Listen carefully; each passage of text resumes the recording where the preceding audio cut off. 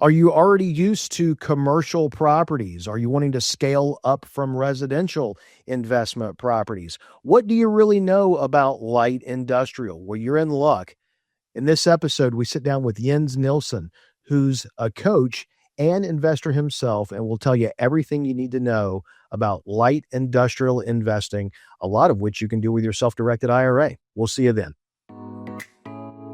Welcome, everyone, to another installment of the IRA Cafe powered by American IRA. We are so glad that you decided to join us wherever and whenever you are listening to your favorite podcast. Today, we are joined by Jens Nielsen of Open Doors Capital. Jens is a real estate investor and a certified high-performance coach. So we're really looking forward to shedding some light on an asset class that, to my knowledge, we really haven't covered here before. So you're going to want to make sure that you stick around for the entire show to find out how it might compare to what you're already doing, how it might completely differ to what you're doing, and if light industrial is something that you are looking to get into, he's going to cover a lot of the assets with it. So Jens, welcome to the IRA Cafe. We're so glad to have you here today.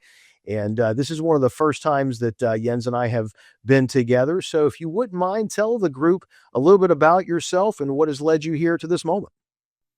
Yeah, thanks, Kyle. I appreciate the opportunity. So I came to the United States 30 years ago as a young man from Denmark. That's the reason I have a slight accent and also a foreign name. But been in the U.S. for 30 years. Started out in the traditional way of getting my education. Went to college, got my undergrad, my graduate degree in computer science. So did not start out in real estate. Took my career from startups to large corporations to local government to even a Native American tribe. And then in my mid-40s, like 10 years ago, I decided that I needed to make a change. I wanted to go in a different direction and kind of scratch that entrepreneurial itch. And the path I took was real estate investing because I thought there was a way to, decouple my time from my income, start getting some passive income and also, generate some active income as an operator and as a syndicator. So we started 10 years ago, very humble in Albuquerque, New Mexico, with some fourplexes, some smaller properties. And then, over the first few years, slowly scaled into larger properties and that, the syndication model, and started that in 2019. Rode that wave in 2020, 2021 when interest rates were super low and everybody couldn't get enough of real estate. So I think at some point, if we add everything up, we had close to 2,700 units that we had bought at some point. Since sold a lot, I think we have roughly 1,500 left. And then, as you were alluding to, in 23, 24, we started shifting into light industrial because of the changes in the apartment market and how challenging it was to make those deals actually work. So that's why we went in that direction. And also, I was able to leave my W-2 job in 2020 and do real estate investing and also coaching and consulting and so on. So that's very quickly about me, and I'm happy to dive into any aspects of that quick 30-year overview. No, sure. No, it was great. And where'd you go to college, by the way? Was that over here in the States? Yeah, University of Maryland. Oh, he's a Terrapin, folks. So That's right. Used to be in the ACC, no more. But that's okay. That's okay. We got every other school, it seems like, is in the ACC now. So you were talking about the multifamily, and it sounded like, I heard the duplex, the quadplexes there for a little bit, and then it scaled into the apartments. You were talking about, well, you've got about 1,500 units. So is that left? Is that still like in larger apartment complexes right now? Is that where your apartment portfolio is? Yeah, so there's three types of ownership in our portfolio now. One is just me and my wife. We own a handful of units, just that we will hang on to forever, and we don't have to share anything with the partners. Then we have some joint ventures where we have, bought some small and mid-sized portfolios with a couple of partners, 3, 4, 5 partners. And then we have the syndication space. And yeah, we still hold, I think the smallest property is probably 11 units to the biggest is a portfolio of, close to 200 units. So we definitely have done a wide range of everything there. And we still hold the larger properties, mainly in the upper Midwest, like Ohio, Pennsylvania, a little bit in New York, just because I have a partner up there that is, boots on the ground and so on. Did you ever do single family residence at all in investing? I never did. I know a lot of people ask me that question, and I never did, just because where I was living at that time, and I started investing, I was living in Southwest Colorado in a small kind of mountain town, and housing was very expensive. The numbers didn't make sense. And if I started looking outside, I would have to drive, 2 hours south or east or west or whatever to find something that makes sense. And I was like, wait a minute, this doesn't make, I can't do this. I can't have a full-time job, buy single family houses and try to run them and stuff like that. The numbers just didn't make sense. So I early on decided that investing out of state made sense for me. And out of state at that point was Albuquerque, New Mexico, which, was 3.5 hours away, which meant that I could not self-manage. That was just not possible. So I decided, hey, I got to be an investor, right? I got to buy property. I got to put property management in place.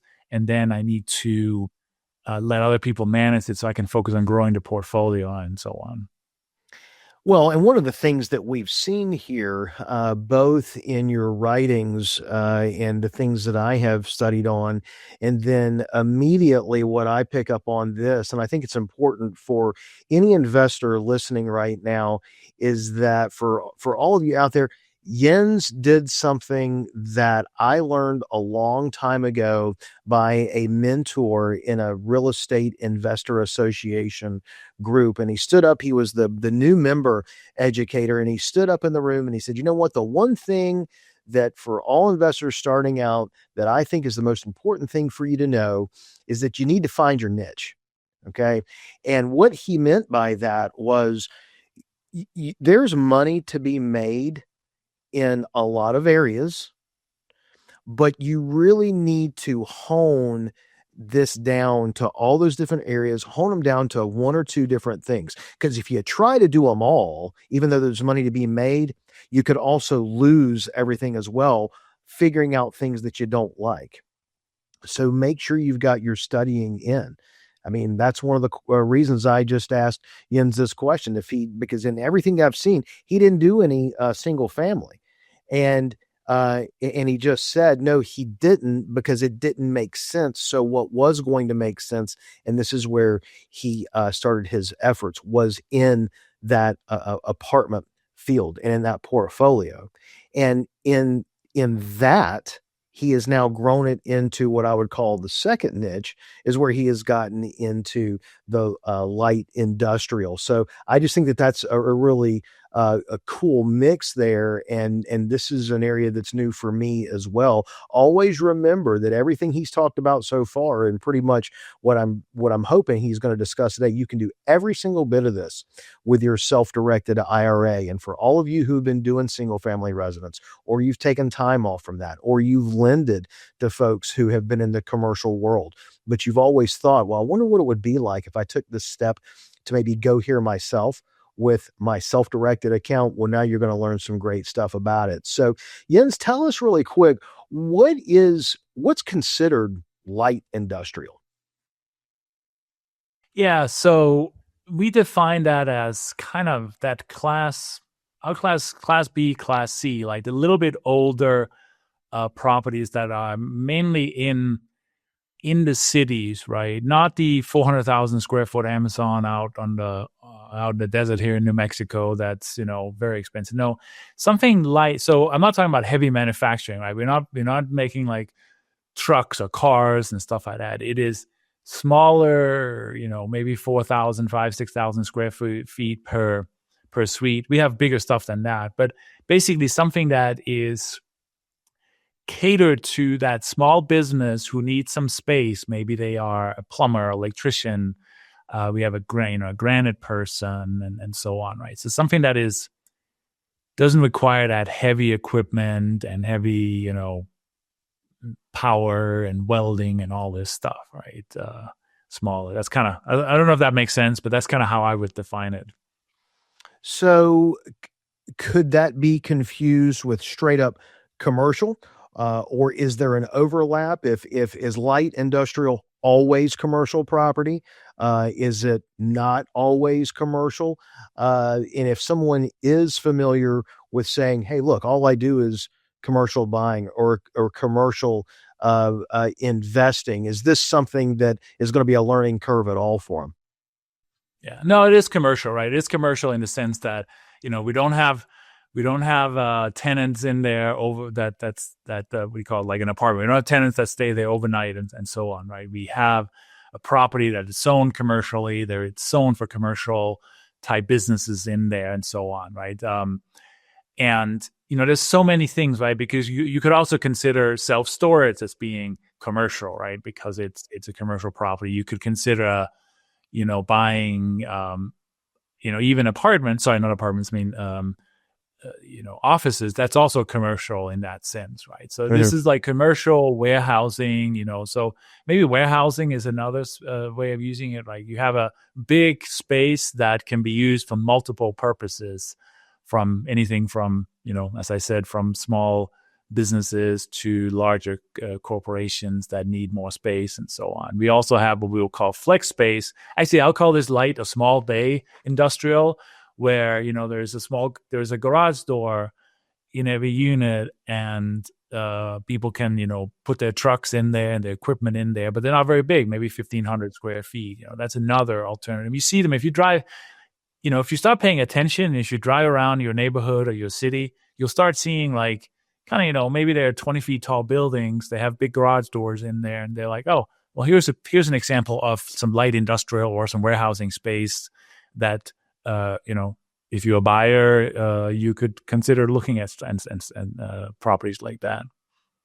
I think, no kidding, right out from our neighborhood down the road, it's old. And like you said, these may be older buildings, but everyone knows that this has always been there. And it's an old, I guess I don't know if they call it the factory, but it's definitely what they do there. It's pallets, right? So it's the little bit taller, the bay doors, just kind of one level that kind of meanders a little bit on the side of the road, probably a couple of forklifts in there. I'm thinking that. I'm also thinking on a larger scale, but to your point, not Amazon, but if there's a mom and pop who have a pick and pack type of thing, small conveyor belt, some boxing, maybe a forklift, those types of properties as well is kind of the range that I'm thinking. Yeah. Yeah. And the first property we bought was basically, it's very ugly. It's right next to the railroad in Albuquerque. I think it's close to 30,000 square feet. But for example, the owner had a movie prop business. So he had, all kinds of props in there for movies and so on. Then he had leased out maybe a few of the suites in there. And, it was at a very reasonable price because it was very ugly. It was half vacant when the seller moved out. It needed some work and stuff. But that's where the opportunity was, that was like, well, there's high demand for these relatively affordable spaces. It doesn't need to, it doesn't need to be pretty. It doesn't need to be functional. So we can go in here, clean up the seller's space. We can fix the insulation, maybe put some new power, put a bathroom in every unit, and then we will have a steady stream of tenants for this. And that's been the case since we finished the project. It's interesting that you bring that first part of that up. Years ago in my real estate days, I was helping someone look for some distribution, small warehouse space, nothing big, maybe a bay or two. And right near my first home, you literally had to turn. It was at the corner of the two roads that you turned on. It drove down to my house. I was like, oh, you know what? I know just the place that I'm going to go look. About 2 weeks before that, though, we kept noticing because it had been vacated. It was a satellite uh, uh, warehouse for a much larger company. They didn't use it anymore. Well, all of a sudden, there were some Winnebagos out there, some tractor trailers, nothing of any real consequence, but you're thinking, hey, somebody might be moving in. So I stopped by just to see, hey, are they leasing the place? Did they buy it? Are they going to be there long term? Because this was going to fit the needs of my client. And I went in and I saw, soundstage. And then you see, it was a couple of security guys, but they let me walk right in. You see costuming, and I'm thinking, well, what's going on here? And sure enough, even though it's on the inside of this small warehouse, you turn the corner and this guy says, well, yeah, we're shooting a movie here. And he told me which one it was. And I said, get out of town. Really? Are you serious? And he said, yeah. And we walk in and there's a complete forest inside this warehouse. You were just completely, just like you were teleported right to the middle of these large woods. So that kind of sounded like what you were talking there at the beginning. Are these all properties that you own, that you have any of your own businesses in? Do you lease all these out? Are these fix and flips that you do? Yeah, so these are all deals that we've done with investors, right? Some syndications, some joint ventures. And I don't have a business that requires any space beyond my own office, so I don't need any of the space, right? So we lease them out. And this is where, so a couple of things, that I really love about the commercial space is that once you get tenants in there, first of all, they tend to stay a long time, right? A business is not going to move every 12 months if they're doing well, unless they're expanding or they're going out of business. But if they're operating at a similar size, they're going to stay there. So many of the leases are, 3-5 years long. The automatic escalators in the lease that we've written with them, it's quite often triple net, meaning that the tenant will pay for, insurance and taxes and repairs and maintenance and utilities and so on. So as the owner, you insulate yourself from a lot of those expenses, which then leads to more predictable returns for the investor, right? Like we lease it out, we have a 5-year lease, and this is a strong tenant.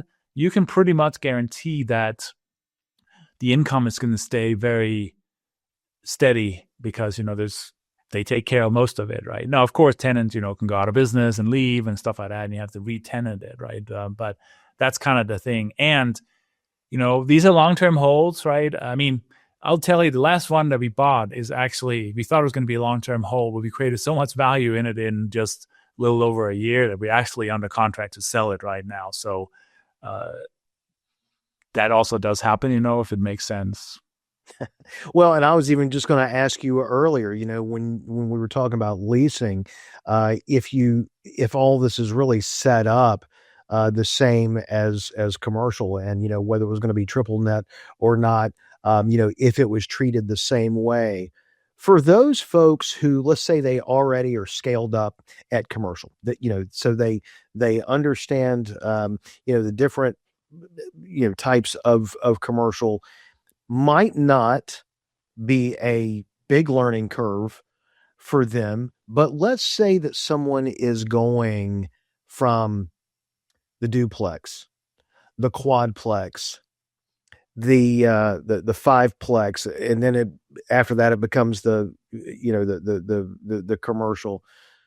Tell us about the learning curve. What does someone need to consider? What do they need to know if they want to go from single family residence and everything they know on that real estate end to maybe even, again, the triplex, the quadplexes, but now you're going to light industrial? Is it a learning curve that can scare folks away? Just some points that you could give them. Absolutely. This is great, right? Because when I was very experienced in apartments and so on before I went into this space, and a friend of mine came to me and said, hey, I've been doing this for a while. Here's a bigger deal. I would like you to partner with me and so on, right? So I had a quote unquote mentor in that. And what I learned, so I think the key thing to think about if you have an apartment complex or a fourplex, there's almost always going to be a tenant that is, need a 2-bedroom, 1-bath apartment, right? There's always a tenant that's going to need that because we all need to live somewhere.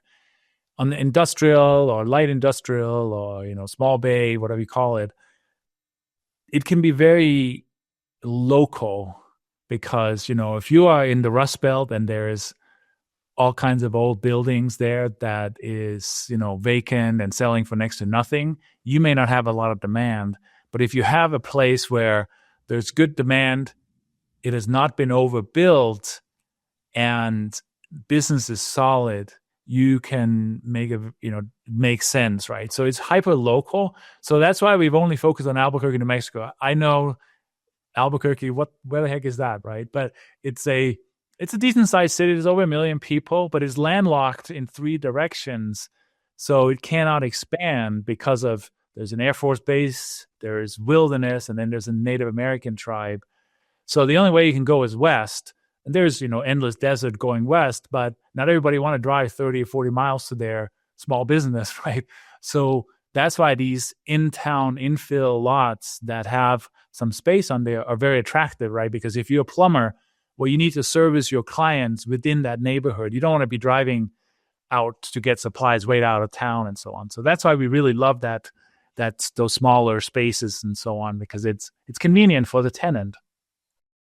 Before I'll get to my next question, I'll go ahead and say I know exactly where Albuquerque is. When I was in college, it is the only year that our basketball team won its tournament conference. And coming from the conference tournament, excuse me, and from the conference that we were in, only one school got to go. You had to win it to go, and we were the underdog in the conference, and we won the tournament. And we found out that at that year, it was 1996, Purdue was the number 1 overall team in the country, coached by Gene Cady. And I went to Western Carolina University, and I was a cheerleader. So our team flew out to Albuquerque, and getting to experience something like that at the pit. We played at the University of New Mexico, where the Lobos play, right there on that floor, and we watched our team almost be the first Cinderella 16 seed to beat a number 1. But those are memories that will last an absolute lifetime. Great city there, loved it. It's the first time ever seeing the desert like that, and then taking the trip up to Santa Fe for the day and learning a lot of that rich history up there. So I will tell you that, yes, I definitely know where Albuquerque is. And also growing up an NC State fan, that's where my man Jim Valvano coached the Wolfpack when they beat Houston at the pit as well. So perfect and apropos time to talk about that as we are coming up on the end of March Madness here. So let me ask you this. Let's talk about returns. For folks who are used to their returns in, you're not going to retire off of one house. You're not going to retire off of 2 houses. People talk about maybe when you're doing single family residence, when you get to 10, okay, and maybe not that for certain situations, but the rule of thumb is to think when you get to 10, hey, you know what, now I've turned the corner on something. Talk about light industrial / commercial compared to single family residence and what someone can appreciate on the return. Single family residence might be cheaper, less returns. Industrial might have more stuff involved when it's on the front end, but are the returns greater? Can you help us out with that?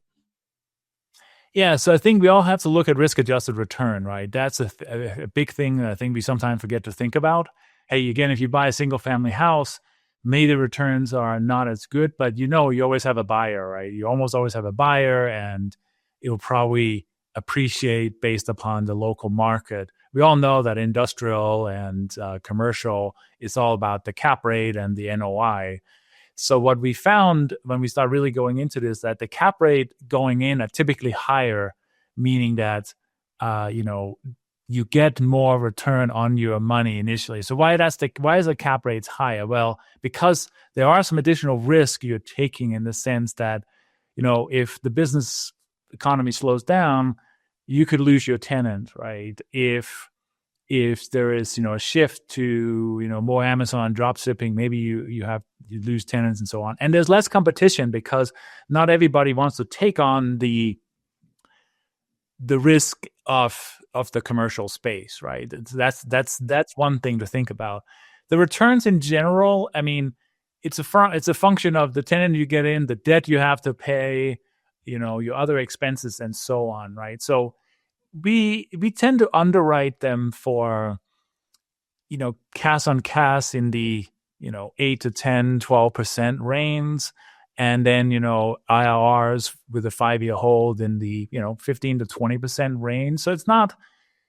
I think it's better now than apartments are, but it's not that better than apartments have been in the long run if you look over many years and so on. I mean, this deal, we bought one, and we took a tremendous amount of risk on this one because we bought one in December of 2024 that was vacated. It was vacating as we were buying it. And, the lender is like, we're going to lend you a bunch of money with no income. So that was a little bit risky, but we filled it up with a national tenant, rented the whole 30,000 square feet. And at that time, we realized, well, we've created all the value we can right now because, rent is going to go up a little bit year over year, but there's we can't kick them out in 2 years and double the rent. So we've created all the values we have. Let's see if there is a buyer out in the market for this stabilized product with a long-term tenant in there. And there was. So we have it under contract to sell, and that's going to be roughly a 1.4 multiple. So if you put 100K in, you walk away with 140K a year and a half in. So that's pretty good. I think it's a 25-30% IRR or something like that. Great. And let's take the next few minutes that we have left here. Let's really kind of dig in to the asset itself. This is something that you probably cover in your coaching.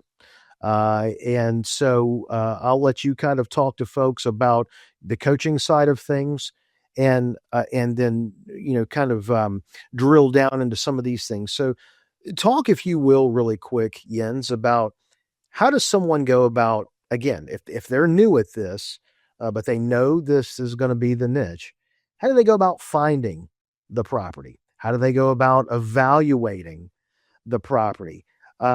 Any strategies that you think for those two things right there? Let's just give some people some flavor really quick on those two things. And if they want to learn more, maybe they reach out to you. Yeah. Don't go and do this without, studying it or getting a mentor or something like that, because there are a bunch of risks there that we have to address, right? So how do you find it? Most of them are listed by brokers, right? Commercial brokers that specialize in industrial, commercial, and so on, right?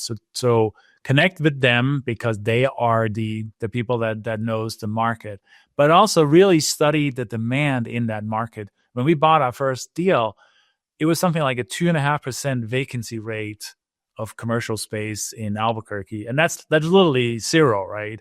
So it's like, wow, there's high demand here.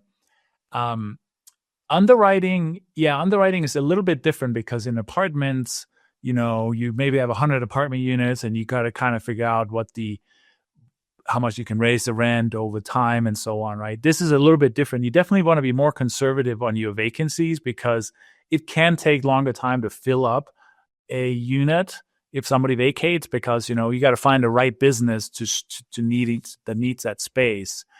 It's the same thing. Lending is a little bit different, right? You're not going to go and get a non-recourse Freddie or Fannie loan on it. Most of it is recourse bank debt. So having good relations with local bank is really important because those are the ones who are going to typically lend on it. Your rates will be a little bit higher. Maybe your leverage will be a little bit lower, but it's not a bad thing, right? And then, start understanding what does triple net really mean, right? What are you responsible for as an owner? What's the tenant responsible for? And then you can start plugging the numbers in, right? I have some models that I've developed with my partner that makes a lot of sense for our analysis of it. But in the end, it's actually a little bit simpler because you don't have as many expenses to deal with as you would have in an apartment building, right? Tenant will pay water, utility, water and electric and gas and internet and all this stuff, right? You just have to kind of worry about the land and the shell and so on. Well, and something good to know that Jens just talked about, everyone, is that though you can move forward and do this type of investing through your self directed retirement account, and remember, no matter the retirement vehicle that you have or the one that you choose to use, they can all be used for any and all of the same assets, right? So you can invest with light industrial slash commercial property with a Roth the same way that you could do it with a solo 401k or a traditional IRA or a simple and even an inherited if the funds are there. And that's the important thing, is to say, if the funds are there. You just heard Jens say this isn't something you're going to be able to more than likely not get a non-recourse loan on, because as he just mentioned, it's going to be more of the traditional commercial type of lending packages, right? So no recourse, or so it's going to be regular recourse, no non-recourse. And that's important because that shouldn't bounce you out of being able to invest in it. Don't think that, well, gosh, I don't have 100% of the cash. Hey, look, there's other avenues.